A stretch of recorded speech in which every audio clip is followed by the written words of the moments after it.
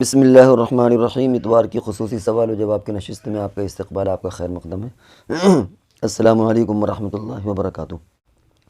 یہ یامین صاحب انہوں نے پوچھا ہے، ہمارا سعد صاحب کی ایک ویڈیو کا لنک بھیجا اور تفسیر مظہری کا ایک فوٹو بھی بھیجا ہے، اور پوچھا ہے کہ مفتی صاحب کیا یہ بات صحیح ہے کہ ہمارا سعد صاحب نے موسیٰ علیہ السلام کے تعلق سے کچھ کہا ہو۔ دیکھیے، آپ نے جو ویڈیو بھیجی ہے وہ 1 گھنٹہ کچھ منٹ کی ہے، اور اس میں کہ 26 منٹ کے بعد کچھ کہا ہے، تو اس طرح سننا ہم لوگوں کے لیے دقت ہے۔ اس سے پہلے بھی ہم لوگوں نے درخواست کی تھی کہ جو اشکال ہو اس اشکال کو بیان کر دیا جائے، اس کا جواب مل جائے گا۔ اور ایک بات اور ذہن میں رکھیں کہ کسی کا بھی کوئی اشکال ہو تو نام لینے کی ضرورت نہیں ہے، آپ اس کو بیان کر دیں کہ بھائی اگر کوئی آدمی ایسا کہے تو کیا حکم ہے، اگر کسی کی ایسی رائے ہے یا وہ یہ تعبیر کر رہا ہے تو اس کا کیا حکم ہے۔ نام لینے کے ذریعے سے بات کہیں کی کہیں پہنچ جاتی ہے۔ بہت مرتبہ ایسا ہوتا ہے کہ تعبیر کی غلطی، ایک بات ہوتی ہے، آدمی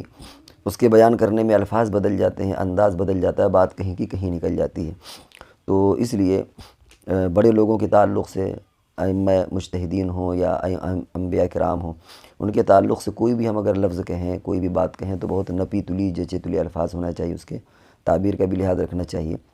تو اس تعلق سے ہم ابھی جواب دینے کی پوزیشن پر نہیں، کیونکہ ہم نے وہ سنا نہیں کہ انہوں نے کیا کہا کیا نہیں کہا، لیکن اتنی بات ضرور ہے کہ آئندہ کوئی بھی سوال کریں تو اس میں کوشش یہ ہو کہ اس پوائنٹ کو آپ اٹھا کر کے پوچھ لیں، اور بہتر یہ ہوگا کہ نام نہ لیں، آپ ایک عام بات کہہ دیں، اس کے ذریعے سے وہ پیغام پہنچ جائے گا اور صحیح بات پہنچ جاتی ہے۔ نام لینے کے ذریعے سے کبھی کبھی ضد اور عناد بھی پیدا ہو جاتا ہے۔ تو بہرحال چونکہ ہم نے سنا نہیں، اس لیے ہم اس کی مزید تفصیل بیان نہیں کر سکتے۔ جنید صاحب یہ پوچھتے ہیں کہ 3 آڈیو نجاست دور کرنے سے متعلق انہوں نے بھیجا ہے، اور وہ ہم آڈیو بھی مختصر انداز میں آپ کو سنائے دیتے ہیں، پھر اس کے بعد انشاءاللہ اس کا جواب دیتے ہیں۔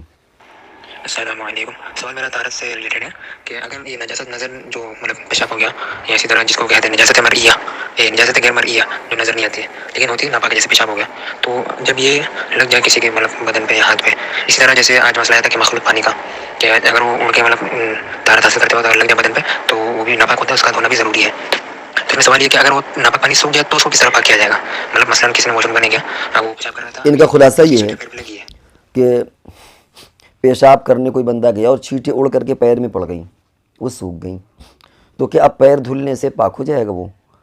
آدمی وضو بناتا ہے، پیر دھل رہا ہے، یا یہ کہ وہ جہاں پر ناپاکی لگی اس کو رگڑے گھسے تب پاک ہوگا؟ دوسرا سوال انہوں نے کیا ہے کہ کیا وضو، انہوں نے کہیں کوئی قول سن لیا ہے امام صاحب کے تعلق سے، حالانکہ اس پر فتویٰ نہیں ہے، کہ وضو کا پانی بھی ناپاک ہوتا ہے، یعنی وضو کا پانی سے مراد یہ کہ جو وضو کا پانی ادھر ادھر جاتا ہے، وہ امام صاحب کا ایک قول ہے کہ اس میں چونکہ گناہ ان کو نظر آتے تھے اس لیے وہ، تو اب وہ پانی جو وضو کا پانی ہے، مثال کے طور پر ٹپک کر کے کہیں پر چلا گیا تو وہ ناپاک ہو گیا، اس کو کیسے پاک کریں؟ دیکھیں، پہلا مسئلہ جو ہے، جہاں پر ناپاکی کی چھینٹیں آئیں اگر وہ سوکھ بھی جائے تو عام طور سے ایسی ناپاکی جب آپ پیر دھلیں گے تو وہ صاف ہو جاتی ہے، اس میں باقاعدہ رگڑنے کی ضرورت نہیں ہے۔ عام طور سے جب پانی پڑے گا تو چونکہ پیشابی پانی ہوتا ہے، وہ بھی پانی جب اس میں پانی پڑے گا تو وہ دھل جائے گا، تو آپ جب پیر دھلیں گے جا کے وضو میں تو وہ آٹومیٹک وہ دھل جائے گا، اس میں آپ کو وہ چھینٹیں تلاش کرنے کی ضرورت نہیں ہے کہ کہاں پر وہ چھینٹیں تھیں اور کیسے ہم اس کو رگڑیں نہ رگڑیں۔ باقی رہا 1 بار 3 بار، تو 1 بار میں بھی اگر آپ کو یقین ہے کہ وہ صاف ہو گیا تو 1 بار میں بھی پاک ہو جائے گا، اور اگر احتمال ہے کہ نہیں ابھی اس میں سوکھ گئی ہے زیادہ، اس میں 1 بار میں صاف نہیں ہوگی تو آپ 3 بار دھل لیں، تو وہ ناپاکی اس طرح دور ہو جائے گی۔ دوسرا مسئلہ آپ کا وضو کے پانی کے تعلق سے ہے۔ وضو کا جو پانی ہے وہ ناپاک نہیں ہوتا، وہ جانے دیجئے کہ کس کا قول ہے کیا ہے، اس تفصیل میں نہیں جانا، وہ ناپاک نہیں ہوتا۔ اگر ناپاک ہو تو پھر تو پوچھنا بھی صحیح نہیں ہوتا، حالانکہ خود حضور علیہ السلام سے بھی پوچھنا ثابت ہے، اور سردی میں جو ممالک سرد ملک والے ہیں یا ہمارے یہاں جب سردی پڑتی ہے تو آدمی اس میں پوچھتا ہی پوچھتا ہے، کیونکہ اگر نہیں پوچھے گا وضو بنا کر کے تو مونچھیں ہیں، بھاؤں ہیں، داڑھی یہاں گیلی رہ جاتی ہے تو اسے سردی لگے گی، اس لیے وضو بنانے کے بعد آدمی کیب سے پوچھ لیتا ہے، ہاتھ بھی پوچھ لیتا ہے، منہ بھی پوچھ لیتا ہے۔ تو اگر وہ پانی ناپاک ہو تو پھر تو رومال ناپاک ہو گیا۔ تو ایسا نہیں ہے کہ وضو کا جو پانی بچ کر کے جو بہہ کر کے جاتا ہے وہ ناپاک ہو جاتا ہے، ایسا ناپاک واپاک وہ نہیں ہوتا، تو وہ اگر گر جائے کپڑے پر یا بدن میں تو کوئی مسئلہ ہی نہیں ہے، ایسی شکل میں وہ ناپاک نہیں ہوتا۔ اور پانی کے تعلق سے ایک بات یاد رکھنا چاہیے کہ بہت زیادہ اس میں شک کی ضرورت نہیں ہے، یہ بڑا خطرناک قسم کا مرض ہے، اگر یہ لگ جاتا ہے تو پھر یہ روگ چھوٹتا نہیں، اسی لیے حضور علیہ السلام نے فرمایا کہ وضو بنایا کرو تو میانی پر چھینٹے دے دو۔ اس کا منشا یہی ہے کہ بعد میں اگر آپ کے ذہن میں بات آئے کہ شاید کوئی قطرہ آ گیا ہو پیشاب کا تو آپ سوچیں گے نہیں تو ہم نے تو پانی کا چھینٹا دے دیا تھا، تو حضور علیہ السلام نے اس شک کو ختم کرنے کے لیے طریقہ اور یہ تدبیر بتائیے کہ پانی کا چھینٹا مار لو تاکہ یہ وسوسہ نہ ہو۔ باقاعدہ ایک شیطان مسلط ہے جس کا غالباً نام ولحان یا کچھ ہے، تلبیس ابلیس سے کتاب ہے علامہ ابن الجوزی کی، اس میں اس شیطان کا بھی ذکر ہے جو مسلط ہے بندوں پر، یعنی وہ مسلط ہو جاتا ہے پانی کا شک پیدا کرنے کے لیے، تو یہ بڑا خطرناک قسم کا ہوتا ہے، لہٰذا اتنی ڈیپلی میں اور گہرائی میں جانے کی ضرورت نہیں ہے۔ ایک اور ان کا آڈیو وہ بھی ہم سنائے دیتے ہیں۔ دوسرا سوال یہ الیکٹرانکس کے اس کے نجاست کے صاف کرنے کے طریقے کے بارے میں، کہ اگر یہ موبائل وغیرہ کے اندر کسی کبھی ناپاکی چلی جائے۔ یہ سوال کا خلاصہ ان کا یہ ہے کہ اس سے پہلے ہم نے ویڈیو بنائی تھی کہ اگر موبائل ہے یا کوئی اس طرح کی چیز ہے جس میں ناپاکی چلی جائے تو کیسے پاک ہوگی۔ ان کا کہنا ہے کہ اگر ہم اس میں اسپرے مار دیں، وہ اسپرے صفائی کے لیے نہ ہو بلکہ خوشبو والا ہو، تو کیا اس سے پاک ہو جائے گا؟ نہیں، اس سے پاک نہیں ہوگا۔ اسپرے وہ جو پیٹرول کا اسپرے یا وہ اسپرے جس سے باقاعدہ گندگی صاف کیا جاتا ہے، اور ممکن بھی ہو، اگر وہ چیز ممکن نہیں ہے یا یہ کہ وہ چیز خراب ہو جائے گی اسپرے مارنے سے، تو وہ پھر اس کا جز بن جائے گا، وہ گویا پھر ناپاکی کا حکم اس میں نہیں رہے گا، کیونکہ وہ چیز ہی برباد ہو جائے گی، اور شریعت میں کسی چیز کی برباد کا حکم نہیں ہے۔ تو لیکن اگر وہ اس طرح ہے کہ اس کو صاف کیا جا سکتا ہے، تو خالی اوپر صاف کرنا ضروری نہیں، بلکہ اندر کھول کر کے بھی اس کا اسپرے جو صاف کرنے والا اس کے ذریعے سے ہوا کا بھی اسپرے ہوتا ہے وہ، اور باقاعدہ وہ جو پیٹرول یا جو بھی ہوتا ہو کیمیکل یا اس کا اسپرے ہو، تاکہ وہ گندگی کو لے کر کے وہ اسپرے اڑ جاتا ہے۔ اسپرے جو مارا جاتا ہے وہ اصل میں خود بھی اڑ جاتا ہے، اور گندگی کو بھی لے کر کے اڑتا ہے، یہ اس کے اندر خصوصیت ہوتی ہے، تو اس اسپرے سے وہ صاف ہوگا۔ آپ سوچیں کہ کوئی خوشبو والا اسپرے اس پر ڈال دیں تو اس سے وہ صاف نہیں ہوگا۔ ان کا تیسرا سوال ہے، وہ بھی سن لیجئے کیا ہے۔ تیسرا سوال یہ بھی پہلے سوال سے ریلیٹڈ ہے تھوڑا، کہ جب واش روم استعمال کریں، مطلب وہ بیت الخلا ہو جائے اور مطلب پیشاب پخانا دھو لے ہو جائے، تو ہاتھ پاک ہو جاتا ہے خود، مطلب جو ہاتھ مطلب جس ہاتھ سے باہر سے مطلب شرم کا مطلب بڑی شرم کا دھوئے ہوئے مطلب پکانا ظاہر ہوا، تو ہاتھ پاک ہو جاتا ہے اگر اس کو نجاست نہ لگی۔ ان کی آڈیو ہم فاسٹ کر کے سنا رہے ہیں تو سننے میں ممکن ہے دقت ہو۔ تیسرا سوال ان کا بڑا عجیب و غریب ہے، وہی پانی کی شک والا مسئلہ ہے۔ ان کا یہ کہنا ہے کہ جب ہم آبدست لیتے ہیں تو عام طور سے آدمی لوٹے سے آبدست لیتا رہتا ہے، وہ تو اب یہ ہاتھ کیسے پاک ہوگا؟ کیا اس کو اسپیشل دھلنا پڑے گا؟ ان کا یہ بھی کہنا ہے کہ کبھی کبھی ایسا ہوتا ہے کہ ایک بندہ آبدست لے کر کے ایک ہاتھ سے اظہار بند پکڑتا ہے، پھر وہ آتا ہے کہیں بیسن پر یا جہاں واش بیسن لگا ہوتا ہے، واش بیسن، پھر وہ اظہار بند کو اپنے دانت سے پکڑتا ہے ایسے کر کے، پھر دونوں ہاتھ دھلتا ہے، تب وہ سوچتا ہے یہ ہاتھ پاک ہو گیا۔ یہ انتہائی درجے کی شک کی بات ہے، اور اس سے پہلی فرصت میں نکلنے کی ضرورت ہے۔ ظاہر بات ہے کہ اگر ہاتھ کسی بھی طرح ناپاک رہے تو وہ عضو بھی اور وہ جگہ بھی ناپاک رہے گی۔ جب آپ نے اس جگہ کو پاک مان لیا تو ہاتھ بھی پاک ہو جائے گا، مزید اسے دھلنے کی ضرورت نہیں ہے۔ دیکھیے دو باتیں الگ الگ ہیں، ایک ہے پاکی اور ایک ہے نظافت۔ پاکی آپ کی حاصل ہو جائے گی، وہ جگہ بھی پاک ہو جائے گا، ہاتھ بھی پاک ہو جائے گا۔ اب یہ کہ نظافت کا تعلق یہ ہے کہ پیشاب پخانے کے بعد جو ہاتھ میں جراثیم رہ جاتے ہیں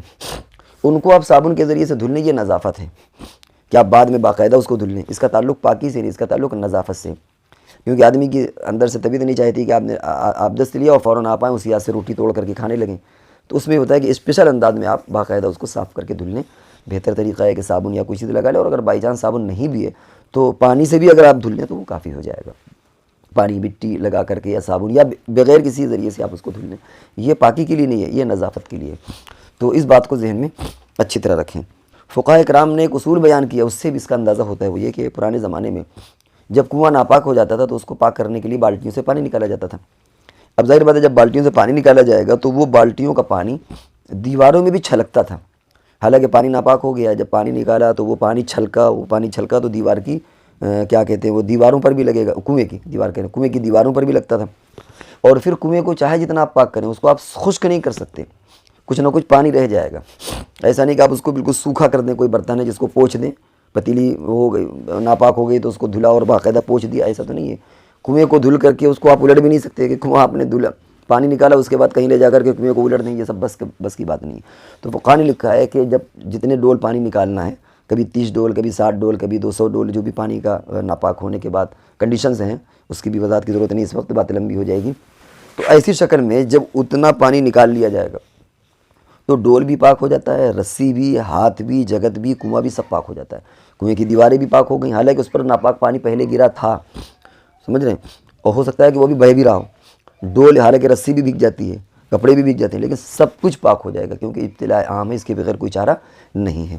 تو ڈول، رسی، کنواں، بالٹی، کپڑے، ہاتھ، سب چیزیں پاک ہو جاتی ہیں۔ اسی طریقے سے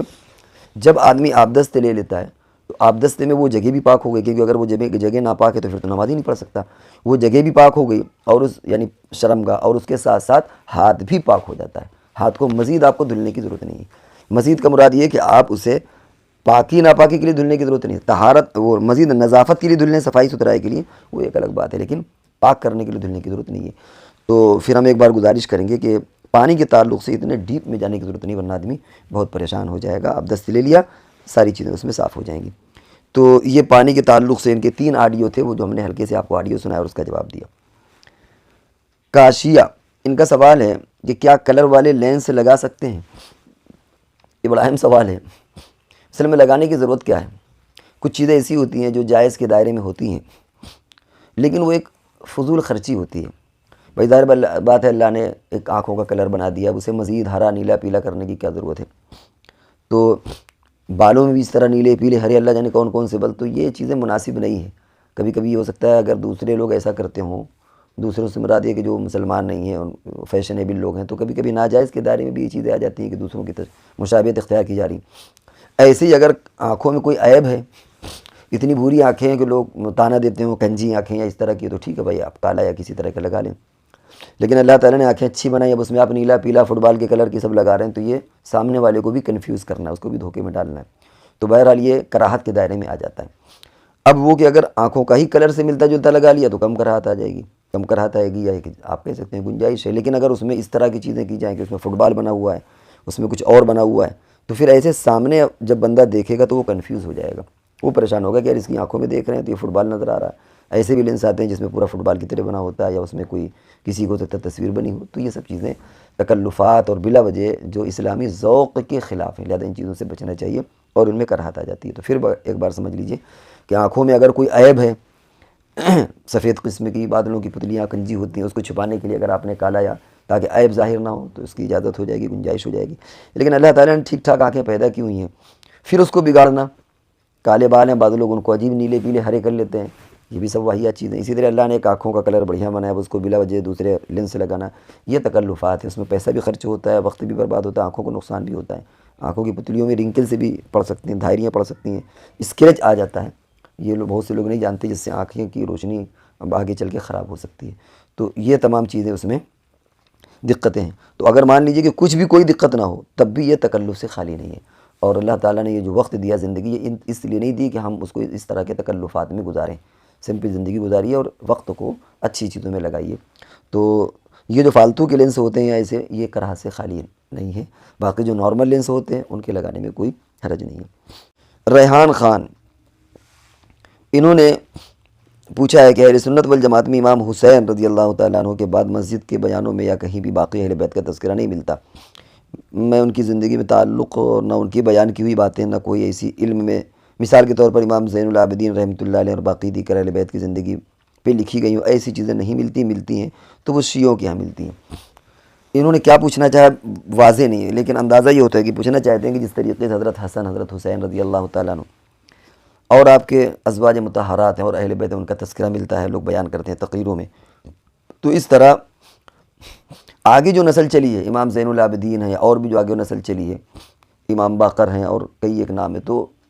ان کے احوال کو مسجدوں میں باقاعدہ پلاننگ منصوبے کے تحت اور تیاری کر کے کیوں نہیں بیان کیا جاتا؟ یہ ان کو ہم سے چاہ رہے، ہمارے اعتبار سے یہ پوچھنا یہ چاہ رہے ہیں۔ یہ اصل میں دونوں جو آپ نے دونوں کو جوڑ دیا، حضرت حسن یا حضرت حسین رضی اللہ تعالیٰ عنہ اور دوسرے جو بعد کے نسل ہے، فرق ہے وہ یہ کہ یہ جو اہل بیت ہے، اول تو یہ سمجھیے کہ اہل بیت کا اطلاق اصلاً ازواج مطہرات پر بھی ہوتا ہے، اور ان حضرات کو بھی حضرت حسن حسین حضرت فاطمہ رضی اللہ تعالیٰ عنہ حضرت علی رضی اللہ تعالیٰ عنہ مجمعین، ان سب کو حضور علیہ السلام نے اہل بیت میں داخل کر لیا ہے۔ یہ بھی ایک تفصیلی بحث ہے اور اس کا شان نزول قرآن میں وہی طہرکم تطہیرا 22ویں پارے میں پہلا پیج ہے، اس میں اس کی تفصیل بیان کی گئی ہے۔ تو اصل اہل بیت وہ ہیں، حضور علیہ السلام نے ان کو شامل کیا۔ اب یہ کہ جو مسجدوں میں یا تقریروں میں یا جہاں کہیں بھی بیان کیا جاتا ہے تو ان حضرات کا بیان ہوتا ہے، حضرت حسن حضرت حسین حضرت فاطمہ حضرت علی رضی اللہ تعالیٰ عنہم،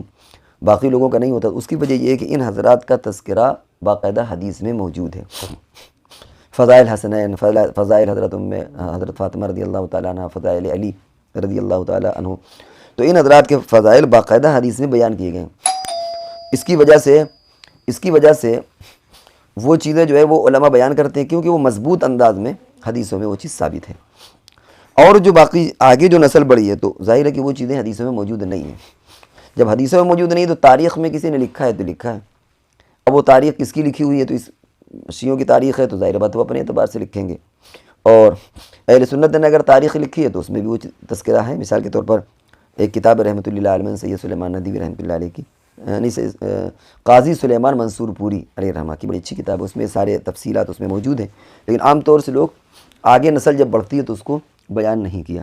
تو آپ کا جو خلاصہ یہ ہے کہ آپ چاہتے ہیں کہ وہ چیزیں بھی بیان کی جائیں یا اسی انداز میں بیان کی جائیں، تو ایسا نہیں ہے اور نہ ایسا ہو پانا ممکن ہے، کیونکہ ایک تو حضور علیہ السلام کے جو اہل بیت ہیں وہ باقاعدہ آپ کے زمانے میں یا آپ کے وفات کے بعد جو آپ کی ایک یا دو نسل گزری ہیں، ان کا کہیں نہ کہیں حدیث میں بھی تذکرہ، ان کے فضائل بھی باقاعدہ مذکور ہیں۔ ایک وجہ اور آگے نسل چلی ہے، تو جب آگے نسل چلی ہے تو ظاہر بات ہے کہ وہ فضائل نہیں ملتے اور احوال میں بھی تبدیلی آ جاتی ہے۔ مثال کے طور پر آج کے جو سادات ہیں، جو اوریجنل سادات ہوں گے وہ واقعتاً حضور علیہ السلام کی نسل سے ہیں، تو کیا وہ سارے اہل بیت کے فضائل ان حضرات کے لیے بھی ثابت کریں گے؟ ظاہر ہے کہ کوئی ثابت نہیں کرے گا کہ آج کے جو سادات پر ہیں وہ ساری فضیلتیں ثابت ہو جائیں۔ تو اس لیے دونوں کو جوڑ ہی غلط ہے کہ جو فضیلت حضرت حسن، حضرت حسین، حضرت علی، حضرت فاطمہ رضی اللہ تعالیٰ عنہم اجمعین کی ہو، وہی فضیلت آپ امام زین العابدین کی وفات میں بیان کریں، تو یہ تو ممکن نہیں ہے، کیونکہ ان حضرات کا تذکرہ حدیث میں، ان حضرات کا تذکرہ حدیث میں نہیں، تاریخ کی کتابوں میں ہے، اور تاریخ اتنی اوتھینٹک نہیں ہوتی، تو اس لیے علماء بیان نہیں کرتے۔ لیکن بہرحال بیان کر رہے ہیں تو بہت اچھی بات ہے، جہاں تک معتبر ذرائع سے چیزیں معلوم ہو جائیں ان کو بیان کرنا چاہیے۔ تو یہ جو آپ نے لکھا کہ شیعوں کی کتابوں میں ہے اور اہل سنت نے گویا ان کو بیان نہیں کیا، بیان کیا ہے لیکن کم بیان کیا ہے، اور اس کی وجہ یہ ہے، یا تقریروں میں ان کا تذکرہ کم ہوتا ہے، اس کی وجہ یہ ہے کہ ان کے احوال حدیث میں نہیں ملتے، اس کی وجہ سے نہیں بیان کیا۔ اور یہ بھی بات ذہن میں رکھنا چاہیے کہ جو نسلیں آگے بڑھتی ہیں، بھائی حضور نے فرمایا خیر القرون قرنی ثم الذین یلونہم ثم الذین یلونہم، جو زمانہ آگے بڑھے گا تو وہ نسبت میں بھی کچھ نہ کچھ اضمحلال آنا شروع ہو جاتا ہے، اور اسی بنیاد پر آج کے جو سادات ہیں وہ تمام اہل بیت کے فضائل آپ ان سادات کے لیے کوئی نہیں ثابت کرتا، تو یہ بات بھی ملحوظ رہنا چاہیے۔ تو یہ رہے ناظرین کرام آج کے سوالات کے جواب۔ اب ہم اگلی نشست تک کے لیے آپ سے رخصت ہوتے ہیں، جب تک کے لیے ہمیں اجازت دیجیے۔ والسلام علیکم ورحمۃ اللہ وبرکاتہ۔